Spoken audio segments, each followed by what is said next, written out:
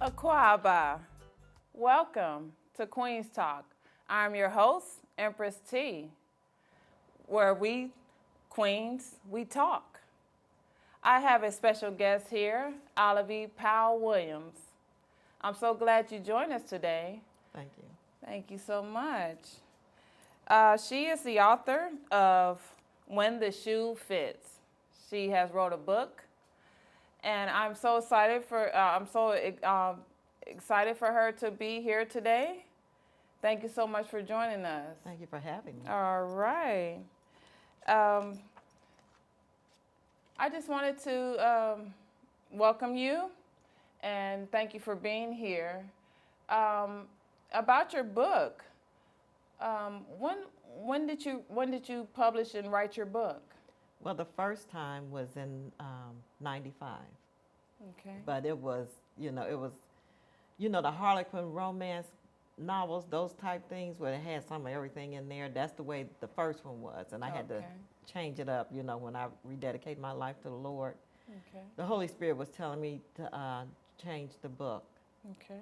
And so I had to go back and rewrite it, and then I did a little expansion on it too. Okay. Well, here I'm looking at your book, and I just wanted to read a little bit about you. Okay. It says, Olive Powell Williams was raised in an abusive home and later married into an abusive relationship, which lasted 20 years. Mm-hmm. She was finally given a way of escape and began a life of transformation, during which time she rededicated her life to Christ. So now she serves Jesus in the capacity of minister of the gospel. She's a prophetess, chief intercessor in her fellowship, and founder and president of Prayer Missionary Ministry. Mm-hmm. She is the mother of 2 beautiful daughters and 7 grandchildren. Mm-hmm. Wow, that's got to be such a blessing. Yes, to be a grandmother of 7 grandchildren. Mm-hmm. How is that? Girl, I said they can't all be at the house. They were there one for Thanksgiving. That was it. I couldn't do anything but just sit down, Now, the question is, do you know their ages? Yeah, the oldest, he'll be 18 this month. Oh, wow. The next one is 15. Her name is Kaya. Mm-hmm. There are twins who are 13. And there's one girl that's 10, and the other girl that lives in Florida is 9. Oh. And then the baby, he's 4. So, yeah, I know all the ages. And do they all come visit Grandma at the same time, or are they? I pick them up, different ones at different times because I just can't do it. Girl. I understand. Only that. On the holidays. Absolutely. And then the parents have to be there too. So. Absolutely. So about the book, what was your inspiration in writing and publishing this book? Well, life itself. Yeah. I always had an imagination. Absolutely. Always, since a child.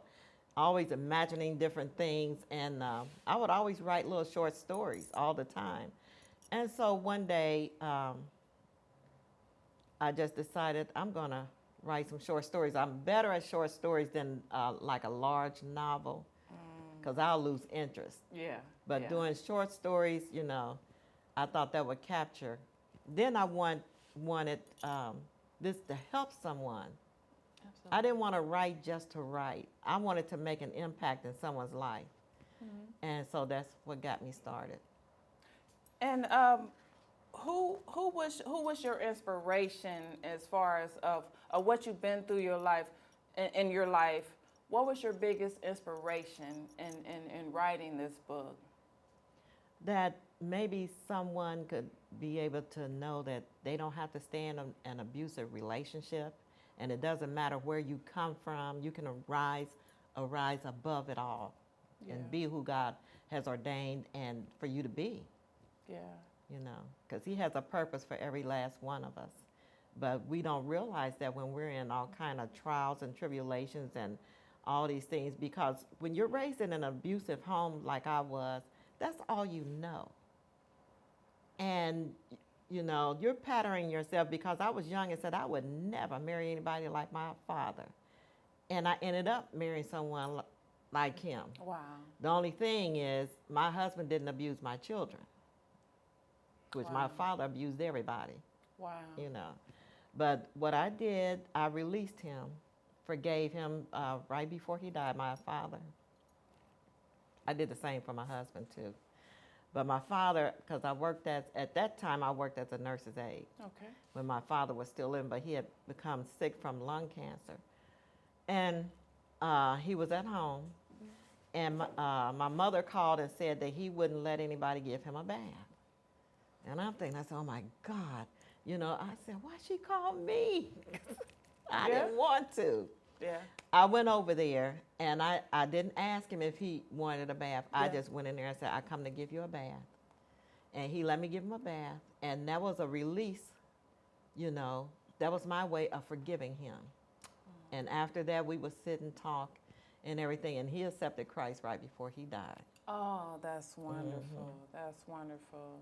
How old was he when he He was in his 80s. He was old enough to be my grandfather. Oh, wow. Wow, that's amazing. Wow. And I didn't realize that until I'm in junior high school, and somebody told me, they said, your grandfather outside waiting for you. And I looked, it was my father. And then I thought about it. I said, yeah, because everybody else's parents are way younger than my grandfather. But my mother, you know, she was young. Wow. But he just loved young girls. Yeah. So were you raised here in Cincinnati? Mm-hmm. And where were you born? I was born in Chicago. Oh, Chicago. In the home on the south side. Yeah. 'Cause she didn't make it to the hospital. Oh, my goodness. So the doctor came to the house. Wow. Oh, my goodness. Well, and did you bear any children with your husband? Yeah, I had three. Three. Three children. My son was murdered in '98. Oh, wow. Mm-hmm. Oh, wow. And it was covered up. And I had lawyer after lawyer, and then after that, I just gave it to God. And I said, however long it takes, you know. And then I had to, like 5 years after that, is when I had to forgive the people that murdered him. Not for them, but for me. Because if I had harbored that, I don't know if I would be here today. Because unforgiveness like that it causes, I know for a fact, causes cancer. That's and right. other things to your body. It causes sickness because once you harbor that unforgiveness, you tend to bring on illnesses and sicknesses in your body. So that is very important. Forgiveness. Yeah. Yeah. So we always have to forgive. You know, you tell people, you know, forgive quickly, but it's hard. Yeah, it is. That's a hard thing to do because forgiveness is a decision. It's not people think it's a feeling. Wow. It's not a feeling because you're going to have that hurt. That's right. But it's a decision, and I've had to do some forgiving not too long ago, make that decision, you know, to forgive because I don't want that on me. That's right. That's right. And I know what the power of forgiveness brings because I too was molested when I was 8 years old from a big cousin where I trusted it and I had faith in, and he used that my kindness, he used it me not letting no secrets out. He took advantage of that, and he began to just aggressively or progressively move into that state of molestation where I allowed it to be okay, where I didn't say anything, and so I eventually forgave him. Even when he passed on, when he was killed in 2005, he didn't even know what he did, the harm and the hurt that he brought to me, because I loved him so much. I let it go. I trusted him to not hurt me anymore in that. Right. But I wanted him to realize that you hurted me, even though I didn't know right from wrong. I was 8 years old. You know, so when he passed on, I forgave him at that stage. Like I had to forgive him. I had to forgive him, whether he knew that I forgive him or not. Like it was for the freedom for me. Right. It was for me. And so once I got rid of that, you know what I'm saying, and forgave him, I felt so light, so above free. things. Yeah, you feel free. And people don't realize such a burden and a hold they have on you when you know, you don't realize when there's such a burden and a hold a person have on you if you don't forgive them. Right. That's it. So yeah. So it's always good to forgive. Absolutely. And live your life that way, you know. Absolutely. Because you can tell the person, you know, the Bible will say go to that person. You can go to that person and to, you know, when there's an offense between the two of you. But all the time you can't do that. But that's why it's also in the Bible to say just to go ahead and forgive. It doesn't matter, just keep forgiving. You just don't stop forgiving. Yeah. There is so many issues and so much hurt that we as women have gone through. As far as touching on the conversation of molestation, of just neglection, And abuse. and abuse. We as black women has gone from being the mothers of civilization to goddesses, to queens, to being captured and put on those ships, right? Yeah. To being raped by other men, to being raped by our men, to giving birth to a society that's genetically modified people. And I'm not here to talk about things that I would like them, you know, to be. I'm here to talk about things that's the way that they are. Right. And the truth of the matter is that the majority of black women, the majority of black women are in pain, and we are struggling. We are struggling, and barely making ends meet. You know what I mean? And we're taking care of children, and they have we have no support. And we are struggling to find our way. That is true. And I'm here to speak for those sisters, you know, those sisters. And the matter, you know, is that the truth of the matter is that I've come in contact with many powerful black women, many powerful, intelligent black women. You know, that are struggling, that are trying to find their way, that has a voice, that, you know, and I'm here to, my heart is so burdened, and I want to touch those women that are hurting, that have been molested, that have been rejected, that have been neglected. That's what the book is all about. Oh, wow, wow. Because it has, it's 4 short stories in there. 4 different women, 4 different type of situations in their life. And my favorite is Lanice. Okay. Because she is 3 characters wrapped in one. Because I didn't want to just have one person, because someone could have told me I wrote about them. Wow. But she is 3 characters, and she is something else. Okay. She is truly, she was my favorite one, you know. Yeah. So that's the longest, I think that's the longest short story in the book. Okay, so did you base her character off of personal experience, or just a relative? Different people that I have met and known, and Yeah. that's why I had to wrap 3 personalities wow. into one. Yeah, absolutely. Yeah. So what did she bring in this book? What is her personality, her character in this book? What story does she tell? She tells a story of a young woman who has very low self-esteem, but the way she releases things is she becomes jealous. She has an anger problem, and she doesn't want anybody to do any better than her. Okay. So I'll just leave it at that. You know, but you know, the book is so interesting. The story is, that was the very first story that I ever wrote, and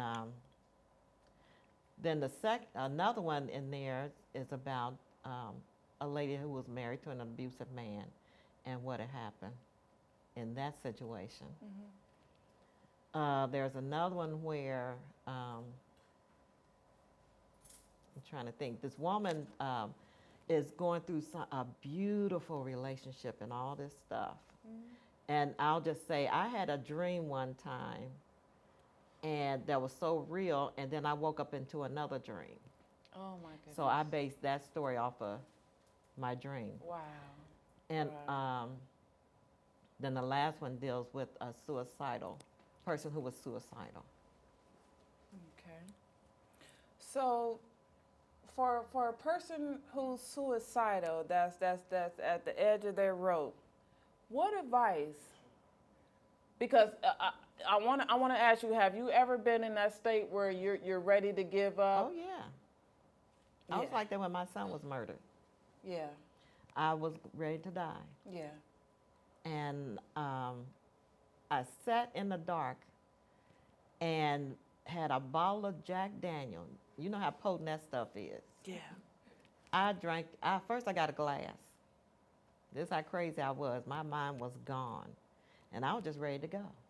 But one thing I didn't do, when my sister sent me to a psychiatrist, they didn't help me. They didn't help me at all. And then she wanted to give me some pills. I said, lady, if you give me pills right now, I'm going to take the whole bottle. And I'll tell you, I said, that's the truth. Oh, wow. So I went and bought the fifth of Jack Daniel. And I got a glass. I said, forget the glass, you know. Wow. I turned the bottle up, did not get drunk, high, or nothing. Wow. Sitting there in the dark, that was nothing but God. I was so mad. I said, this didn't do nothing. I mean, but I was just going through. I was ready to die. That was my only son, you know. And for him to be murdered like that, and I hated white people for a very long time. So he was murdered by a white person? The cause of him being locked up was over white people. My son went to Seven Hills, you know, one of those elite schools, but he went on a scholarship because he was so intelligent that they grabbed him up. Wow. But he didn't understand, and I kept trying to teach him there are double standards here. You know, there's a standard for us, people of color, and then there's a standard for them. You cannot do what they do. You know, it's just not the same. Yeah. But he felt that things were, you know, these were his friends, and they loved him and he loved them. But, you know, when it comes down to the bottom line, you know, your butt is going to jail and they won't. Wow. So he was at a party, and this one boy didn't like my son because of the girl that my son was going with. And they had a fight, and my son didn't think anything else about it. And the boy came back with his friends with bats and everything else. Now, this was what I found out later. And he ran in the person's kitchen, got a knife to defend himself. Well, the guy kept charging him, and every time the guy charged him, he cut him. Oh, wow. And so the guy went to the hospital and everything. He was okay, but they gave my son a year. While he was in there for a year, he was murdered. Wow. Supposed to been coming home because he was murdered August 30th. I'll never forget that day. It was on a Sunday. It was a bright sunny day, you know, and then I get the phone call. So do you think that was a retaliation of when he Had the fight with, that was retaliation. Yeah. Well, I think it, you know, something else too. My son was not like a gangster type young man. Absolutely, yeah. He was totally different. So he didn't know how to handle himself in jail. So I really don't know exactly what happened. But the only way he could have been murdered, because I used to work downtown at the jail, so it can't be too much different. You know, they left that door open early in the morning for somebody to come in there and murder him. Oh my. How long did you work downtown at the jailhouse? Until after he was murdered, I couldn't take it anymore. And what was your position there? I was an LPN down there. Oh yeah. Wow. I worked in the medical, where all the inmates that were sick or whatever, they had a floor. Okay. So that's where I worked. Okay. Wow. So. You know, we yeah. just when we go through a lot. Yeah. But at least God brought me through. Yeah. You know. Because I had a lawyer tell me, he said, well, you have 2 other children to think about. Yeah. You know, because my youngest, she was 13. She was 12 and turned 13 at the time.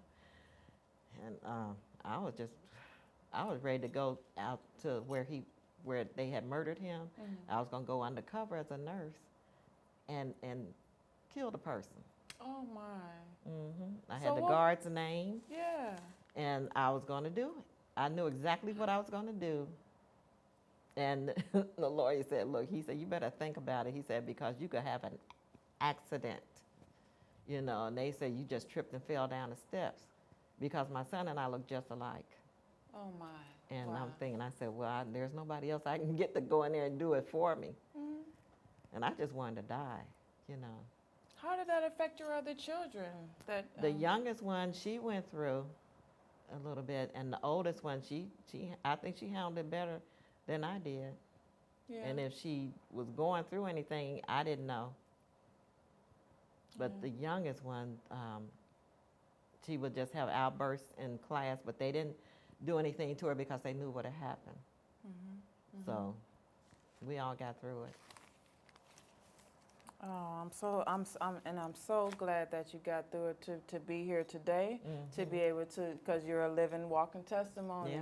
Yeah. And it's so wonderful when we don't look like what we've been through, right? That's I look at a myself all the blessing. time and say, girl.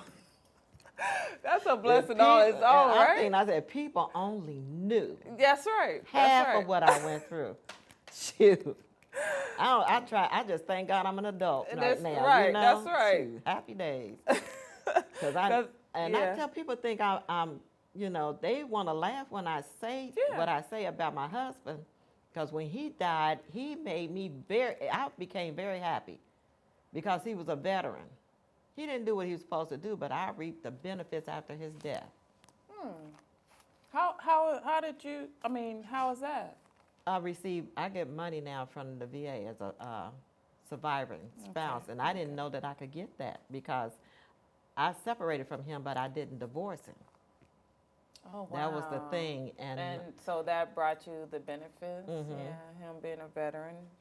And what service did he serve in? He was in the Marines. The Marines? What rank was he in? He was a sergeant. Oh, wow. And where was he stationed? In Vietnam. You know, they came back crazy. Yeah. And I was naive to me, and I try to teach, you know, the young girls, don't become naive to these men and everything, because I didn't know anything. I didn't know any better. And I'm sitting at home. My oldest sister's the one that came by the house and said, you want to go for a ride with us? Somebody we want you to meet, and it was him. Highly and he was now. I'm at home minding my own business. Yeah. And highly intelligent man. Yeah. And he had been in prison for 4 years after he came from Vietnam, because they come back jacked up. I didn't know any of this stuff until I started working at the VA hospital. Wow. And finding out about all the things that these veterans had gone through and everything. And I said, well, thank God now they're getting some help, because they didn't give them any help when they first came back. So did he display, when you first met him, did he display that violence? Yeah, No. what PSTD, or did he display that? No, not until after we got married. Oh, wow. And all the crazy stuff came out. Yeah, yeah. And I didn't know what to do, you know. And young and silly and stuff. But after a while, I said, the heck with this. I said, I'm leaving. I said, because one of us is going to die, and it won't be me. And that's when I walked out.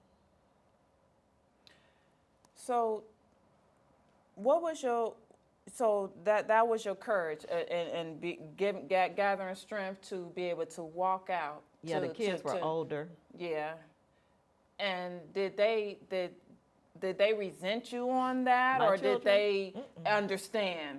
Well, they understood because my oldest child, she was grown and had her own husband. Good, okay. And my son, he had turned 18, so he didn't want to come with. He said he wanted to stay at the house because he had the whole 3rd floor. You know, we had a big house. Yeah. So I said, okay. I said, I'll just check on you. Yeah. You know, and everything. And the youngest one, she came with me. Oh, that's wonderful. That's wonderful. But I had to go. Yeah. Because I would be in jail. Yeah. Or something. You know, I didn't want to do that. And after he passed, you know. Did your children display some type of violence, like after being, you know, under you guys' umbrella, or did they replicate that violence or that? My son was real cool and everything, and everybody always talked about that he was just a nice gentleman and all that. My children were very polite and everything outside the home. Oh, that's you know how kids give you trouble at home, right. But outside the home they were fine. That's wonderful. Wow, I know, you know, it's so many things that we go through as women, and we have to be able to relate, to touch on things, and I'm so glad you shared your story. Thank you so much for sharing your book. Yes. I'm so excited to read it. I thank you for your copy of my copy that you blessed me with, When the Shoe Fits. Yes. And you wrote this in what year? The first year was 95, and then when I redid it, I think that was a couple of years ago. All right. Well, Miss Olive P. Williams, this is Queen's Talk. Thank you so much for joining us. And when we return, I thank you so much. Hope you join us again. Peace and blessings.